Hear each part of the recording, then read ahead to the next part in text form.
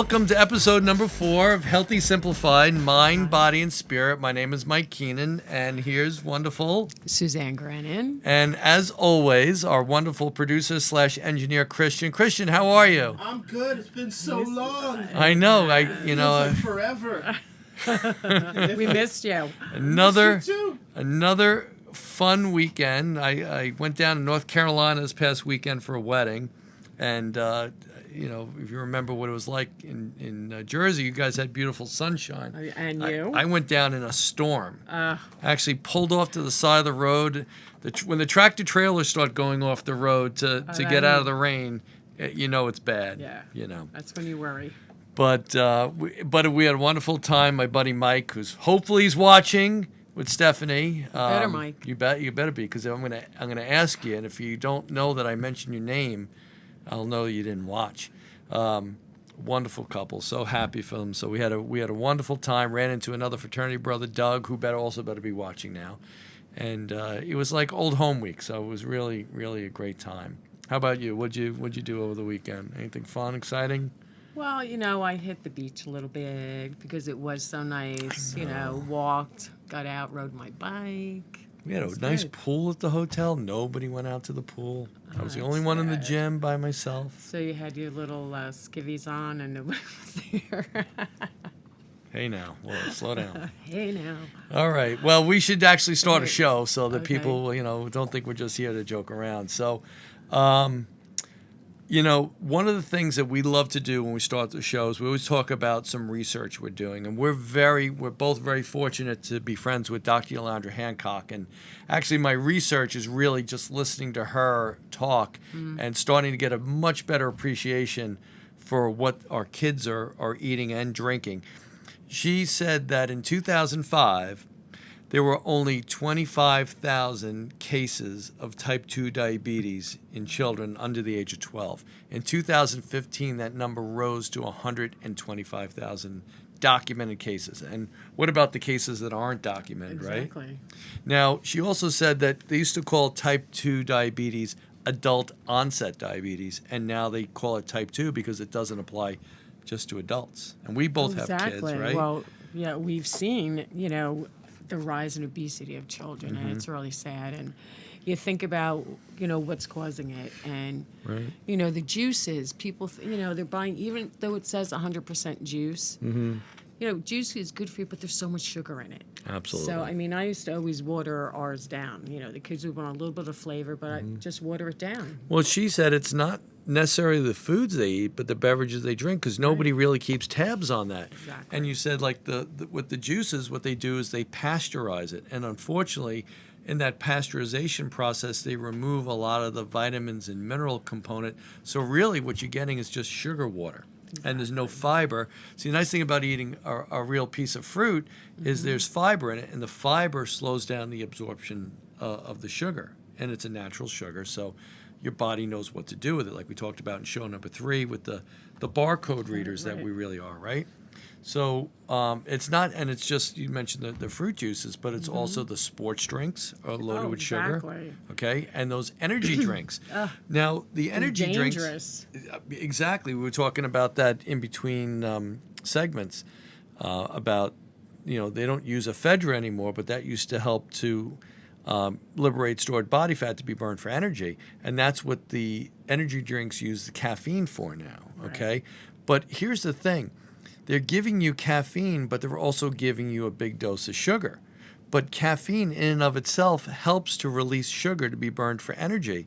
So now you have all this sugar being released and there's sugar in the drink. And exactly. So when we have a chance to talk to people, and we talk to people about their kids, their grandkids, and so forth, I'll say, hold this cup for a second, and I'll put like 6 teaspoons of sugar in there. And I'll say, all right, now, let's put some water in there. Give this to your kid. And you're like, I wouldn't do that. I said, well, you see that sports drink they're drinking? That's how much sugar is in it. Kids can only metabolize about 24 grams of sugar, added sugar, in an entire day. And we know some famous name sports drinks, which we won't throw into the bus, but you all drink them because you go to Wawa and 7-Eleven to get them. And they come in those really nice neon colors, which I think is the artificial coloring, which isn't good for you either. 32 grams of sugar. Exactly. So that's more sugar than a child can metabolize in a day. Well, and especially if they're not burning it off. I mean, that's Right. why you see sports teams promoting them, because it's like, oh, look at me, I'm playing 2 hours. I need this. Well, I will tell you that when this company was bought out and now it's being mass produced and sold in the convenience stores, their target audience is not athletes. Their target audience is people just walking in, buying it, and drinking it as a beverage. So it really affects the kids. And once we start getting into type 2 diabetes, what are we talking about? We're talking about chronic inflammation. Yep. We're talking about obesity. We're talking about the strain on the heart. And, at 10 years old, this is not the way you want to start life out. No. Yeah. So anyway, so that's my research. So, when we start talking, later on, a little discussion, we're going to kind of throw it back at you guys, like, be a little bit more objective with what your kids are drinking. And also, you set the example at home, too, on what you're drinking, because the kids may not hear everything you say, but they'll see everything you do. Exactly. Okay. They're watching. Yep. You don't realize it. They're watching and they're listening, but it's also they're part of whatever the culture that they're going through. So stick with it. But this week, topic of the week is how diet affects your hormones, your health, and fitness. Right. All right, and especially for us adults, let's say 40 and over, as you're going through premenopause or whatever, your metabolism slows down with age. So you have to be careful again with what you're taking in. All right, so we're going to start with, what is a hormone? A hormone is that little messenger that tells the systems in your body either to speed up or to slow down. Your heart, your lungs, your kidneys. And all the chemical reactions. So, Exactly. So, Suzanne, tell us what hormones are affected most by diet. Oh, well, let's start with the gremlin. Oh, my God. Which is your ghrelin, because it's hungry, hungry, hungry. It's your hungry hormone. And it wants to be satisfied. It stimulates your appetite, increases food intake, and it promotes fat storage. I know, and that's something we're all trying to work on, right? So now the opposite of the ghrelin, or the big dinosaur-looking scary thing, is the little teddy bear leptin. Leptin is a hormone that tells your body that you're full, that you're satisfied. It's actually it's secreted by the fat cells themselves. Now, it's funny because when I have conversations with my clients, I'll tell them, if your doctor's my age or older, they didn't learn about leptin in college or in medical school because they hadn't discovered it yet. I'm going back to the Stone Ages when I went to school. And because we used to tell people that fat cells are just passive tissues that are designed to provide energy. But now we know that leptin is created in the fat cells.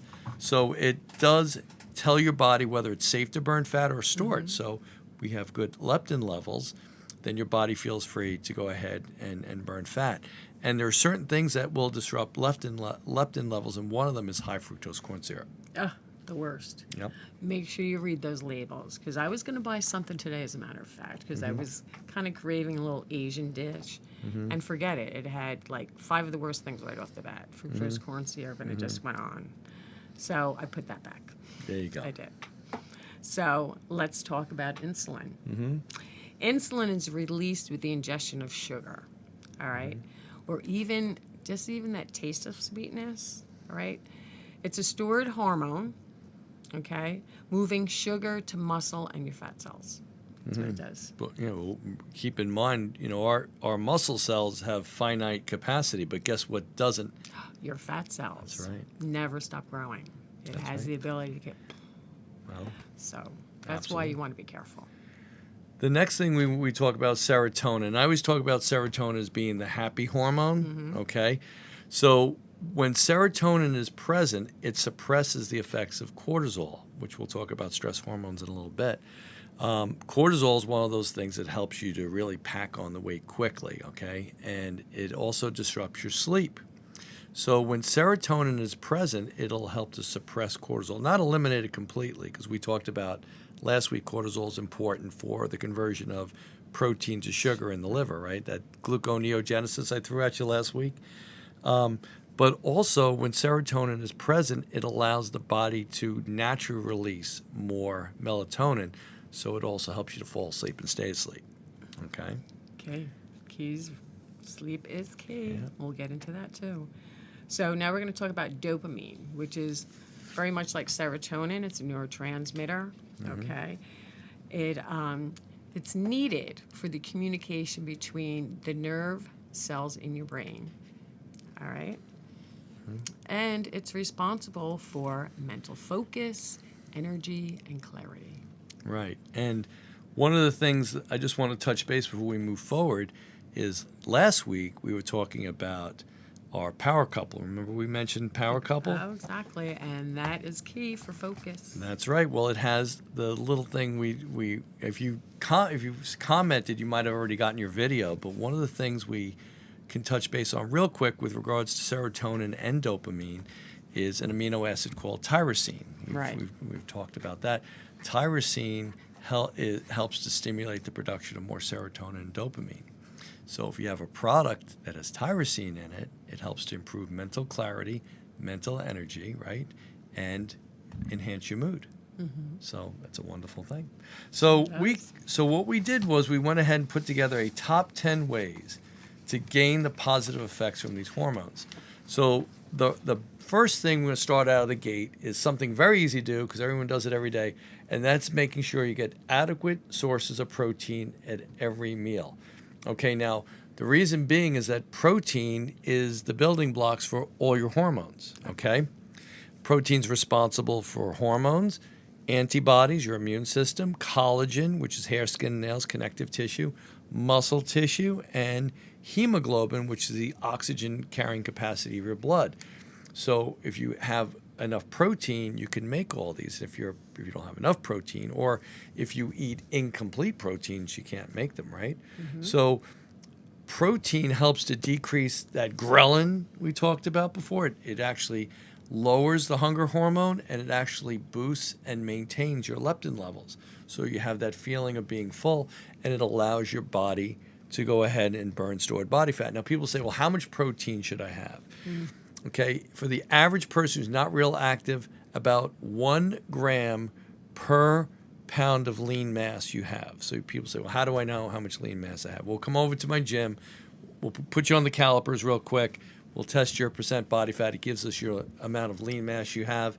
And we say have 1 gram per pound lean mass. If you're an active athlete, you're working really hard, 1.5 to 2 grams is about what most athletes will be looking for. So, there's about 20 grams of protein in a protein drink? 20 to 23, depending, So if you're not a big eater, I'm not a huge meat eater. No, and I'm becoming less of a meat eater too, quite frankly. There's other, I think we talked last week about protein, and we talked about, the vegan protein a lot of people use, and how the pea, brown rice, and hemp are the 3 most bioavailable sources for protein.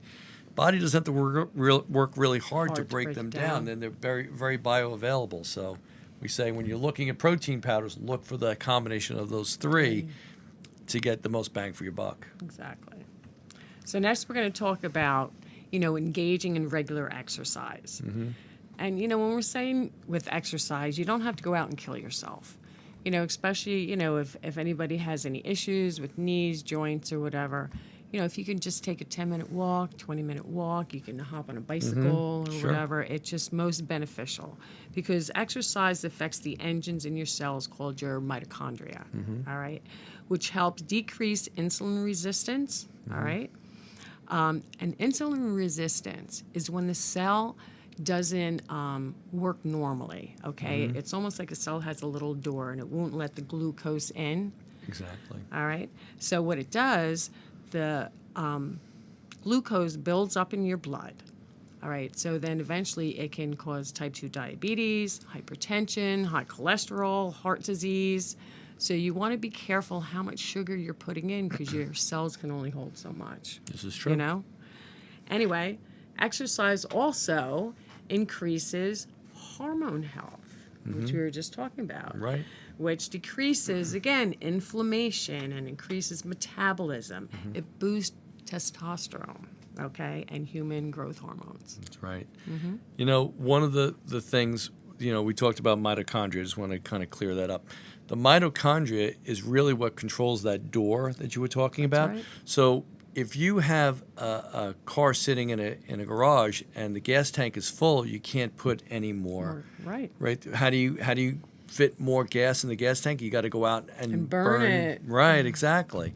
And that stimulates that door to open. When the mitochondria start to require more energy because they're being forced to work and produce energy for the cell because of the exercise you're doing, then that door opens. So people say, well, can I control my diabetes with just nutrition? I'm like, no, you need the exercise too. And remember, food is fuel. Yes. Okay? It's a luxury to some people, but, you know, we can't abuse it either, right? No, certainly not. Okay. And then you were going to talk a little bit about... Oh, yes. yeah. Okay. So also with that, with exercise, so now we're going to get back to that we don't want to spike our insulin and everything. So avoid sugar and refined carbs. All right. High sugar, again, increases insulin and insulin resistance. All right. Which, again, causes inflammation, fat storage, and decreases metabolism. And sugar, what does it feed? It feeds cancer. Yeah. So Yep. be absolutely. mindful. Yep. Definitely, you want to try to put all the good cards in your hand. You don't want to play the bad ones. Yeah. You know, the next thing we talk about is how important it is to consume healthy fats. You know, they help to decrease insulin resistance and they make you feel full. It's like protein. They help to satisfy you. The medium chain triglycerides you'll see in the store, you'll see MCT oils, okay? Well, the liver is able to absorb those and convert them very quickly into energy. Again, the things you want to look for in foods are things like coconut oil and palm oil.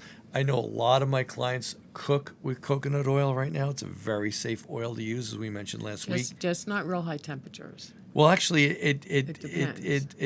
it handles higher temperatures a little bit better than olive oil, to be honest with you. You really do? You Yeah, it think does. so? No, it does. I mean, right. because olive oils, we talked about this last week, is almost better consumed in the raw form. You know, that's one of the monosaturated, like the avocado and Right. stuff like that. So the coconut oil's a little bit different with regards to that. Now, on the other hand, we want to make sure that, you know, if you're eating the healthy fats, you want to avoid the unhealthy fats, the hydrogenated oils and the trans fats, right? Because hydrogenated oil is not something that really occurs naturally in nature. What they do is they want to hold things together, so they add an extra hydrogen atom to the molecule so it stays solid at room temperature when it would normally be liquid.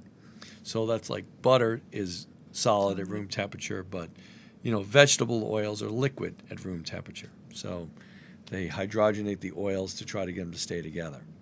And you have to realize that when you start doing those kind of things, we're going to get a significant increase in plaque buildup, right? Which increases blood pressure, because if you start to narrow the opening in which that blood passes through, the only way it can get through is to try to go through faster, which increases your blood pressure. Yep. Exactly. So we also want to avoid, again, overeating and undereating. Okay, so overeating, again, causes insulin resistance and fat storage. Undereating, however, increases that cortisol we talked about, your stress hormone. Right. And when that's elevated, it increases, again, weight gain, and especially around the middle. So when we talked about sugar, though, I just wanted to get back to that as well. Like, we mean like sugar, like refined sugar, you know, get sugar in your fruits, you know, your dates, plums, you know, dried fruits like that. So you'd be surprised. My daughter made, she wanted to make avocado pudding. Okay, that's So- interesting. So listen, so her first shot was basically avocado and cocoa powder. All right, so she whipped it up, blended it up. She goes, "Mom, you got to taste this." So I tasted it, and I was like, "Oh." And I said, "Tori, you got to put some sweetness in there." And she goes, "Well, you know, I told you I don't want to use sugar." I said, "I'm with you. Don't use sugar." Right. So we had some dates. So I said, "Just put one date in there." Well, when she did that, I have to tell you, it tasted like a delicacy. Oh, wow. You know, it had a little bit of grindiness to it. Are From you the going to bring date. some in Yeah, we'll to have me to this make week? it. I'll call It was Tori and say, I delicious. want it Wednesday. So let's also talk about green tea. That it's very beneficial to drink green tea, and why? Because it's full of antioxidants. Okay, and it has a metabolism boosting caffeine in it. It helps to decrease insulin levels and insulin resistance again. Do you remember when a couple of years ago they came out with the green coffee as being the alternative to green tea, and they found out that I never really had it. no, yeah, well, it was. They tried to put it in a pill form, okay, and, it was on the late night they infomercials. Named it something else though. Yeah, I It was can't something remember else. what it was, but Started with a G. what they said was that there was no real significant evidence that the green coffee worked, but there is a ton of evidence about green tea. Yeah. There's studies, a lot of we always talk about third-party peer-reviewed independent literature because that tells it like it is. It's not something that was made up to make it look better than it is. These are independent journals and stuff. Don't lose your voice now, Mike. Excuse me. So that's an important thing. And then the next thing we want to talk about is the cold water fatty fish. And they're very high in your omega-3s. Thanks. Here comes the water. Here comes the... They put it out there for me before. You can tell we're coming to you live here. No, there's no timeouts on the field. So the omega-3s really help with people who have inflammation issues. So when we start talking about DNA in a couple of weeks, right? Exactly. We're gonna be hitting that. Some people are very prone to inflammation. So what are some of the recommendations that the third-party peer-reviewed independent literature would have for them is to increase the amount of omega-3s in their diet. And there's a lot of good places you can get that. One of the most obvious is the fish oil. Right. But you don't have to take that. You can also eat cold water fish like tuna, mackerel, salmon probably being the best, being one of my favorites, of course. I go with wild caught. Wow, oh yeah, absolutely. There's no farm raised in our house, that's for sure. And we'll do a whole show on fish one time for sure. But it also helps to decrease your insulin resistance, right, in your muscle cells. So it helps with the uptake of that.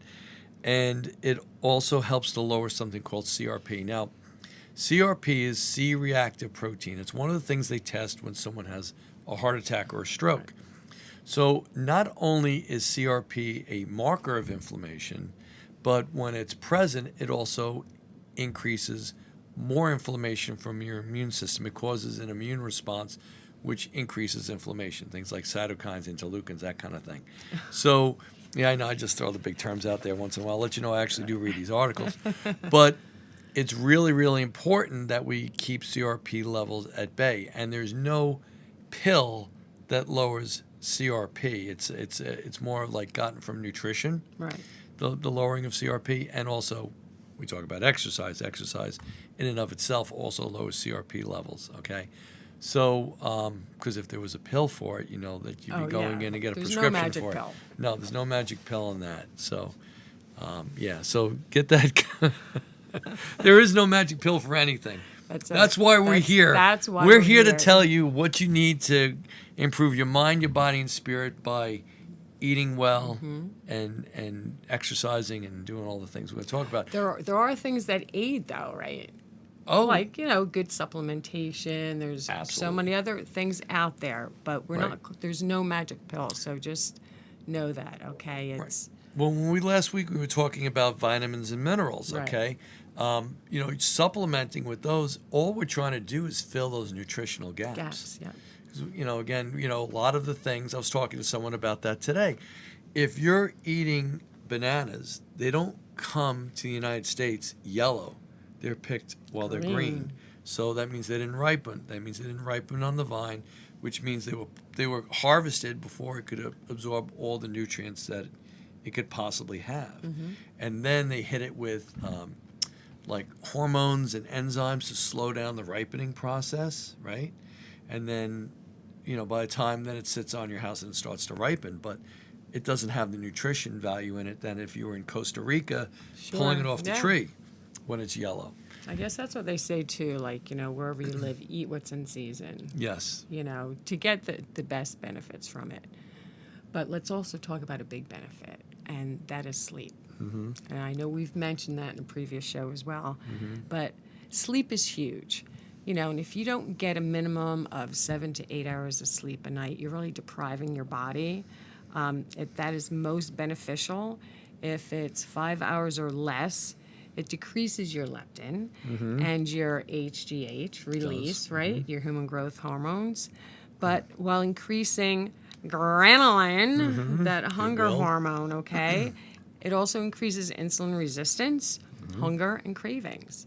So, but we do know. We have help there, and we can help you with that. We do have help there. So again, it's not a magic pill, but we know of a little sleep strip that actually helps, especially, I'm going to say women, maybe men are stressed out, but, we have so many things on our mind, and it's hard to fall asleep. But you take a little sleep strip, you put it in your mouth, it relaxes you almost instantly for me. Right. And actually, some nights I have to take 2 of them. But it puts you into a nice REM sleep.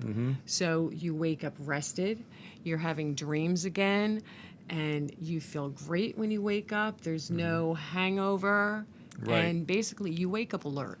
You can basically jump out of bed. Right. Well, you all know that, my first client walks in about 5 o'clock in the morning. So I try to get to bed like by 9 so I can try to get as much sleep as I possibly can. The sleep strip you're talking about, the biggest thing for me is the delivery system, because it goes between your cheek and gum or under your tongue, wherever you want to put it, and it absorbs directly into the bloodstream. Exactly. So people say to me, well, I take a pill, I take this natural thing I got at the health food store. Well, if you take it in the pill, it has to go down into the stomach, into the intestines where it's finally absorbed, and then it goes through something called the hepatic portal system, which is really basically a freeway from your small intestines to your liver. Right. Then it hits your liver, and then the liver decides what comes out, what doesn't come out. And because it has to go through the whole digestion process, they have to really give you a lot so that you get some come back out. With the sleep strip, it's a very small dose, and it goes right directly into your bloodstream, so it works like in no time. Think about it, if you're taking a sleep remedy, you want it to work now, not in an hour from now. And you don't want side effects, okay? I have to share this story because I do have a client that I'm not going to tell you what she took, but it was a pill. And what she found out was she was waking up in the middle of the night, sleepwalking, and then eating. Eating, and she ended up, putting on weight, and she's like, where's this coming from? And then after a while, she started seeing the crumbs on the floor, and someone's A mouse, big mouse. walking around like, Well, you know what? My clients like it because I've gotten them off some of the pharmaceuticals. And, of course, under doctor's care, of course, the doctor agreed that was the right thing to do. But the main reason they really liked it was that they were afraid they were going to get up in the middle of the night and walk down the flight of stairs and trip and break their neck, well, that's it. People have. And the other thing is people say, oh, well, my biggest problem is I get up, I can fall asleep okay, but then I wake up in the middle of the night and I can't fall back to sleep. With the sleep strip, it allows you just to fall back to sleep. And the 2 active ingredients in it are the 5-HTP and the L-theanine, which are precursors to serotonin. We talked about serotonin earlier and how that helps to limit your cortisol levels and boost your natural production of melatonin. And then it has the magic melatonin in it. Yeah, and the thing about it is if you take melatonin, just keep in mind no more than 5 milligrams at one shot, because then your body won't produce more melatonin. So the sleep strip that we're talking about, that's not a problem because it's not giving you melatonin, it's giving you the 5-HTP and the L-theanine, which allows your body to produce and release more melatonin on its own. Yeah. So that's another comment section, guys. Hit us up in the comment section for more information. Yep. Okay, because we'd love to share that with you. The other thing is we want you to stay away from sugary beverages. We talked about with Dr. Yolanda Hancock. She's the one who was really kind of filling us in on. It's not so much the foods the kids eat, but more the beverages they drink. Things like soda, chocolate milk, fruit juices, sports drinks, energy drinks, all those kind of things. Things loaded with high fructose corn syrup. Now, I will tell you another thing, too. watch out for the diet sodas and the sugar-free gum. Because what happens with that is whenever your tongue tastes something sweet or salty, because in nature, things that are sweet and salty come with calories.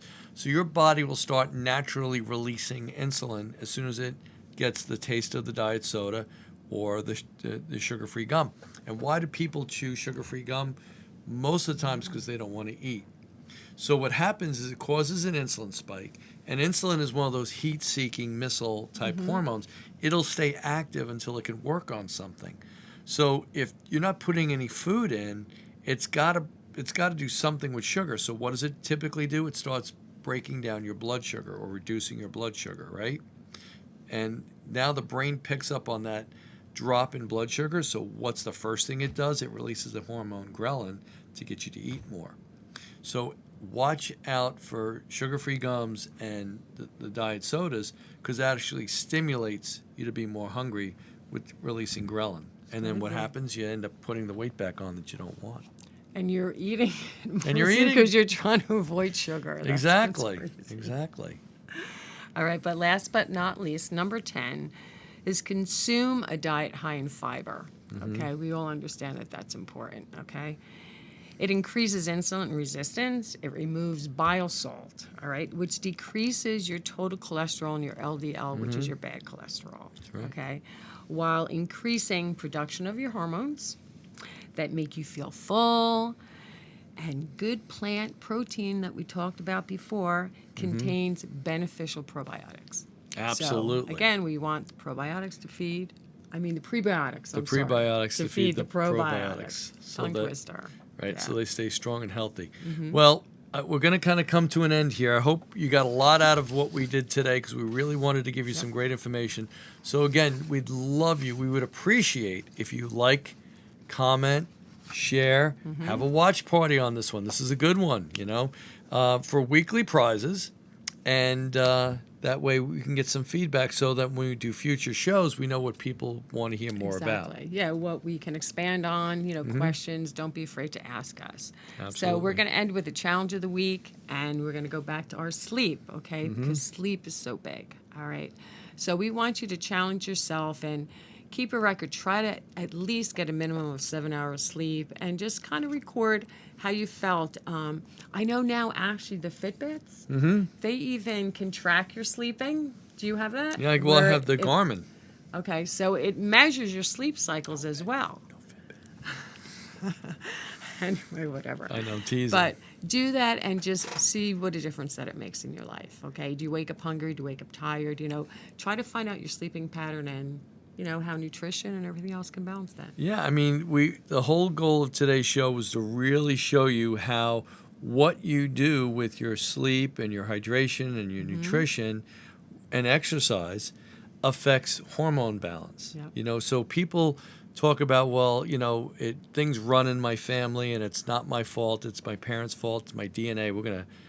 I should really kind of segue into that. Yeah. But there's so much that you can do that will affect your hormones based on your lifestyle. So our little cliffhanger ending for this week is we want you to come back next week, and Susan's going to tell her story about her DNA and her health. Well, we'll share. You took yours too. I'll share a little bit too, Yeah. but you have a really good story, and I think it's really important everyone gets to hear a little bit about it, because I don't want to tell them. I want them to come back and hear about it, okay? Exactly.